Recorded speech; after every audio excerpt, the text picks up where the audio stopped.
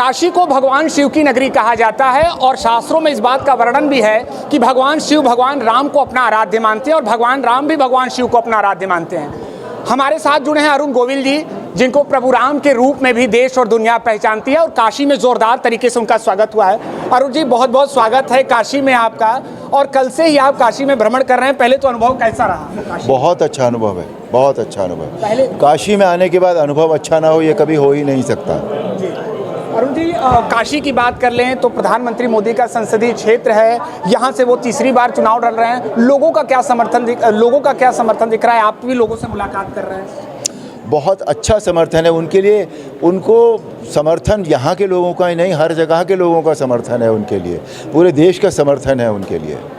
हाँ अरुण जी, एक बात और है कि विपक्ष भी कई बातें दावा कर रहा है कि हमारी भी अच्छी सीटें आ रही हैं, हम 300 सीट से ज़्यादा सीटें जीत रहे हैं। इसके अलावा आप मेरठ से प्रत्याशी हैं, क्या लग रहा है जनादेश क्या कह रहा है? देश का 4 जून को परिणाम होने वाले हैं। जनादेश जो है वो भारतीय जनता पार्टी के हक में बहुत अच्छा होगा, बहुत अच्छा होगा।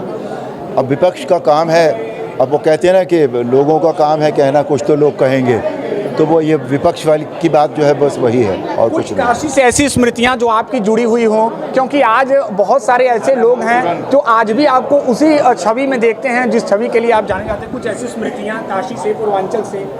हाँ, काशी से मेरी सबसे पहली जो स्मृति है वो ये है कि मुझे जिस दिन बम्बई में मेरी पत्नी को पुत्र रत्न की प्राप्ति हुई थी, उस दिन मैं काशी में था।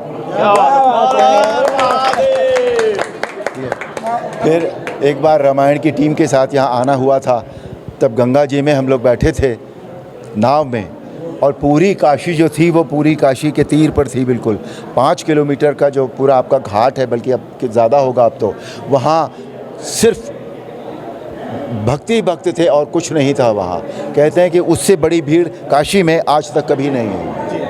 कुछ अंतिम सवाल अरुण जी, अगर मेरठ से आप चुनकर संसद पहुंचते हैं और वो हमारे देश का सबसे बड़ा मंदिर है, तो कुछ प्राथमिकताएं क्या होगी? प्राथमिकताएं हर जगह की, हर व्यक्ति की इस देश के लिए होनी चाहिए कि इस देश का डेवलपमेंट कैसे हम कर सकते हैं, तभी हम एक अच्छी ज़िंदगी, सुखी ज़िंदगी, अपने भविष्य की बच्चों की ज़िंदगी हम तभी जी पाएंगे अच्छी।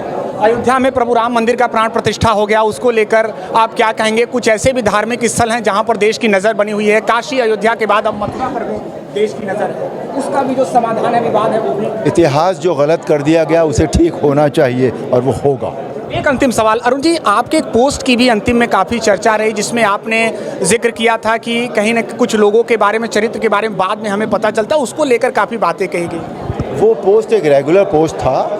मैं हमारे यहाँ 3 साल से करीब हम लोग एक पोस्ट रोज़ करते हैं जिसे थॉट ऑफ द डे आप कह सकते हैं, वो उस सीरीज़ में था वो, लेकिन उसका गलत मतलब निकाल लिया गया और शायद उस वक्त पॉलिटिकली उसको जोड़ दिया गया, ऐसा कुछ भी था नहीं उसमें, वो एक रेगुलर पोस्ट था। मेरठ की जनता के लिए कुछ संदेश? मेरठ की जनता के लिए सबके लिए एक ही संदेश है, देश आपका है, आपको ही बनाना है, आप ही बनाएंगे और उसे बनाइए, वोट दीजिए। बहुत बहुत शुक्रिया बातचीत के लिए। तो ये थे हमारे साथ मेरठ से बीजेपी के प्रत्याशी अरुण गोविल जी, जिन्होंने कई सवालों के